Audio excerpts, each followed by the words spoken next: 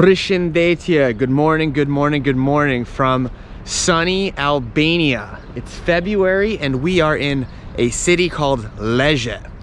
So this morning I woke up, I headed to the bus station just north of Tirana. I was hoping to go to Berat, which is this beautiful like village city with a castle, and it's a really, really nice place. If you come to Albania, you should go. But the schedules didn't work out. I got to the bus, I sat on the bus for like 30 minutes, 40 minutes, 50 minutes. It just wasn't leaving. And I was not gonna have enough time to do what I needed to do there. So the buses in Albania, they don't have, like, they have the destination of course, but they don't have a time schedule. They just leave when they're full. So that's definitely something to know if you're like on a game clock when you're in Albania. If you have like a certain day to see something, like you gotta be efficient. So you know, I jumped ship. I just got on a random bus and now we're in a beautiful city called Lezhe. Here we are. And we're gonna go exploring. I don't know what's here. I don't know what we're gonna find. There's a massive fortress that I'm walking up to. So we're gonna learn about the city together, but more importantly, we're gonna discover the beauty of Lezhe.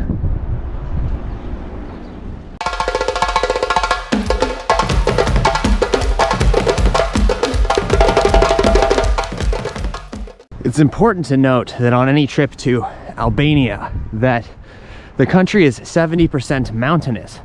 So you will find yourself going up large hills to see pretty much everything in the country. Most cities have like some sort of ancient fortress.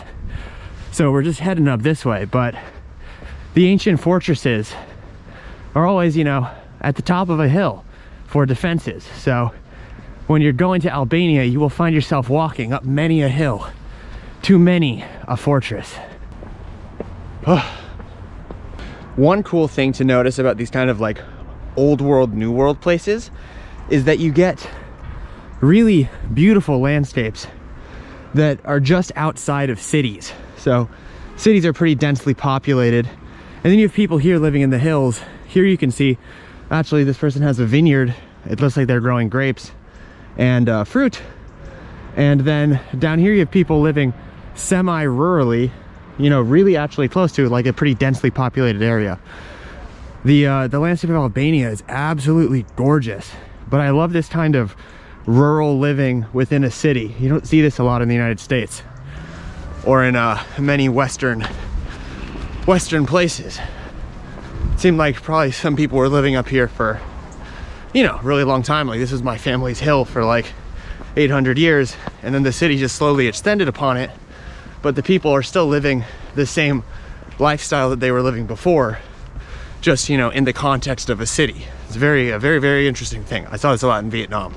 You're about to see exactly my point. We're literally, I don't know, 12 minutes from the city center of Lezhe, and there's a sheep herder with his sheep.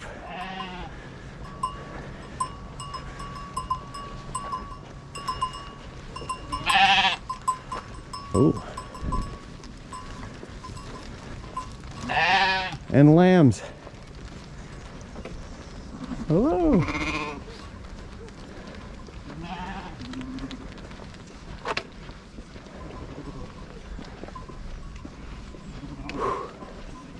See ya.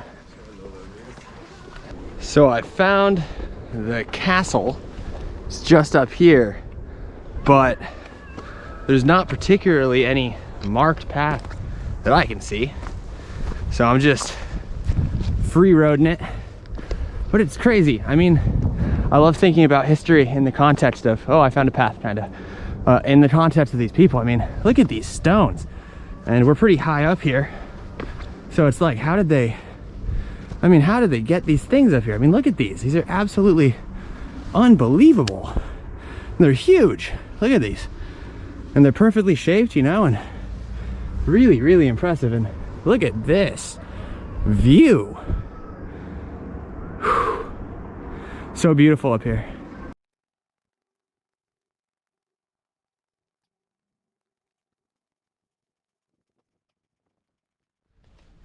So there was clearly a right way and a wrong way to get up here, and I did not take the route. There was actually just a path. Just completely missed it.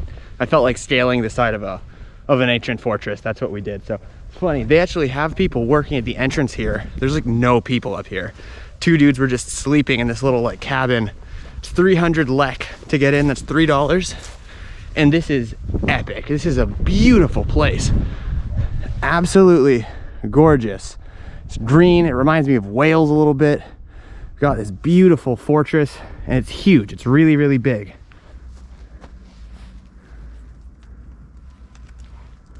This fortress apparently goes back to the Illyrians, the ancient Illyrians, the people that I talked about in last episode that were basically the foundational Albanians, the people who have been here for thousands and thousands of years. It says up to 4000 BC, Illyrians used to live here. This fortress was built as a vantage point, obviously, a defense mechanism against invaders, but very important because it is tucked between the mountains here, as you can see, huge valley. And then if you look here, I'm not sure you guys can see it, but that's actually the Adriatic Sea. So major defensive advantages to being here. You can see people coming in from the sea, coming in from the land, and you have the defense of the mountains over here. They seem to have some sort of master and commander goat stationed to hold the fort down. They tied him up. All the other goats over here were free to roam and do their goat business, but this guy, can't trust him, right, man? Feel that. Actually, before Italy was a unified country, it was kind of a decentralized city-state area, especially after the fall of the Roman Empire. So this castle was actually taken over by the Venetians, and they actually controlled a lot of important ports because the people of Venice were very good traders all around the Mediterranean and even abroad, outside of the Mediterranean, of course. Once the Ottomans came, they took this fort in the mid-1500s, apparently, restored it a bit, as it's obviously really good vantage point for any sort of military. And since then, it's been sitting above the city of Lezhe in little like north central Albania, doing its thing, slowly rotting away into the ground. Although I guess stones don't really rot, but nonetheless, absolutely gorgeous. One thing that always gets me when I come to really, really old things, like we're talking a couple thousand years old for this this fortress, is the fact that they were able to build structures that lasted this long. I mean, obviously they were made out of rocks, but you can see this this, you know, arced window here with the keystone. I mean, that thing hasn't moved in, I mean, 2,000 years. The thing is like, it's just highly impressive. I mean, you can see the stonework. I think they reinforced it here with some extra concrete, obviously, when they were maybe doing the retouching.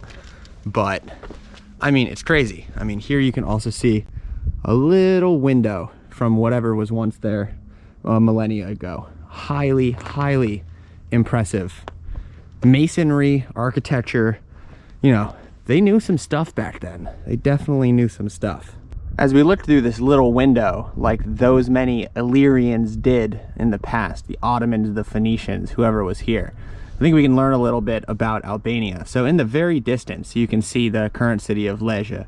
What's cool about like this part of the world is you can see layers of history on top of themselves. So you can see the small village huts that have been around for a couple hundred years. You can see these larger block housing units that were installed certainly during the communist era between 1950 and 1990.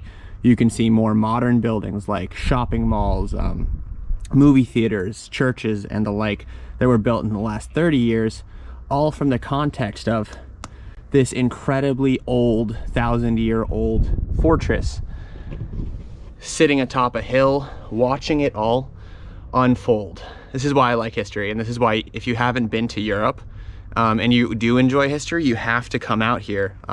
It's just much more experiential when you can get out, you can feel it, you can see it. It's the reason I travel. This is the walking path I ended up missing. It seems like some stairs have gone missing. So, woo! Oh man, woo! Yikes, not good. What I love about this part of Albania, or just these part of countries, is you just have these little mountain huts that people are still living in. You know, modern city, block housing, you know, modern amenities, and you just have this mountain hut, some goats, family, probably brews some of his own alcohol, and he walks with a walking stick. It's a beautiful thing. I really like it. We're now down from the castle. There's the castle. We walked down this way, and they've done something really cool here. So these are really ancient Illyrian ruins here. So it's like part of a fortress. Then inside of the ruins, there's a medieval church that they built. I guess whoever was here at the time.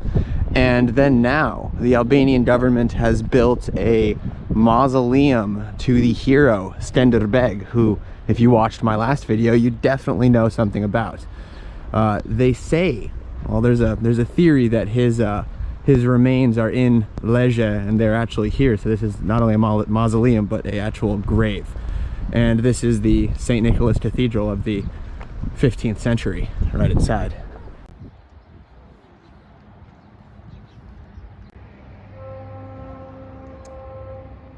So unfortunately the church is actually locked by buckler top security, but we can see inside. There's old Skenderbeg, and actually it seems that they have a sword and a goat on the ground, kind of symbolizing where his mausoleum would be. Pretty cool, with the Albanian flag above.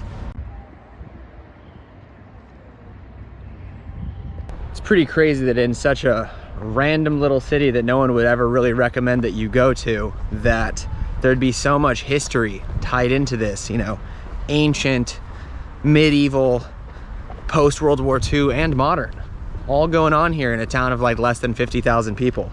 This is what you get in the old world. That's why you gotta come out. It's the whole point. I'm going to do a massive video about Albanian food in the future, but there is some things you should know introductorily about Albanian food. Albania is very similar to the kind of southern Italy landscape. You've got rolling hills, you've got mountains, you've got coast. So the food is varied, but you get this extra kind of layer because of the varied history that they've had and the different people that have lived here. So Albanian food is highly influenced from the Ottoman Empire, from the Greeks, who are just to the south, from the Slavs, who are up to the north, the Yugoslavs, and then you get the kind of traditional mountain village food of the Mediterranean. So it's a varied region with wineries and small farms and agriculture kind of dominating the food scene. It's very diverse. So let's try some Albanian wine.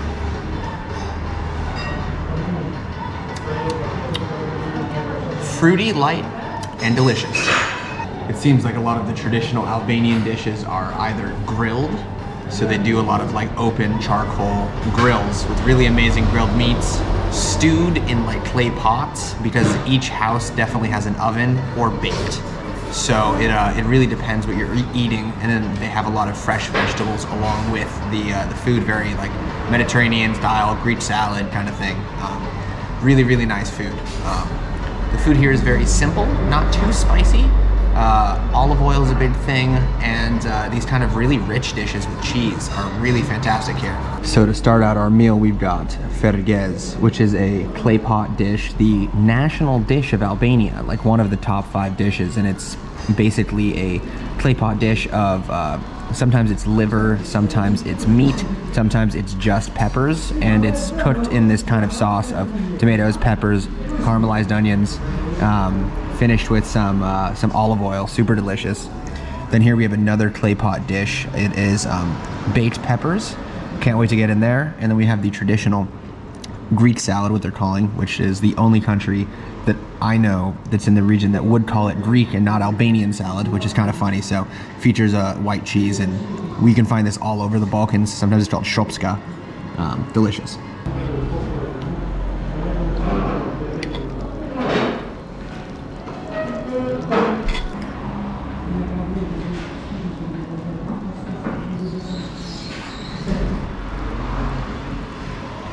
Alright, so we're gonna go for the stuffed peppers first. I think it seems that it's in this cheese sauce, something like a bechamel, and we're gonna put it on some crusty bread and give it a shot.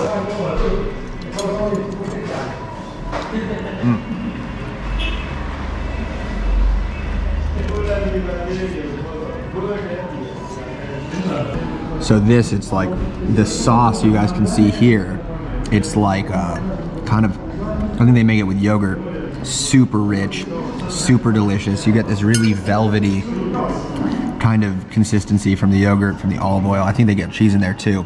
And then they put these nice red peppers in here. They roast them first. Absolutely delicious. I did burn the roof of my mouth a little bit there, but we're gonna forage on. Let's try this fergese. I'm not sure exactly how to say it. So I think we are gonna go for like a scoop. I think we're gonna mix it up a little bit. Kind of like dips, very interesting. Hot dips over the bread. Beautiful. And I'm gonna give it a shot.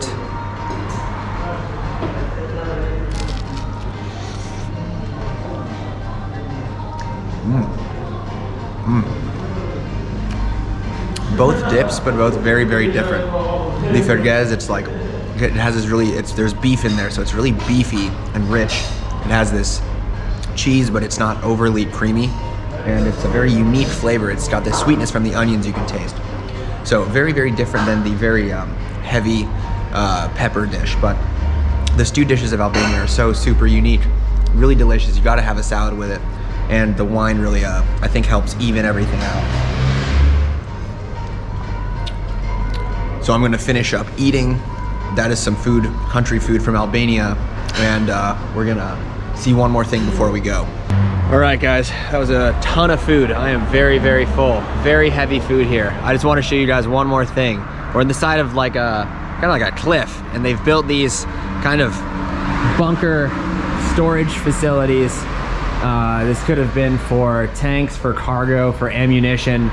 Who knows what it could have been for, but I just love stuff like this, super random stuff that you find here in the hillsides of Albania. So if you liked the video, make sure to like and subscribe, hit the notification bell.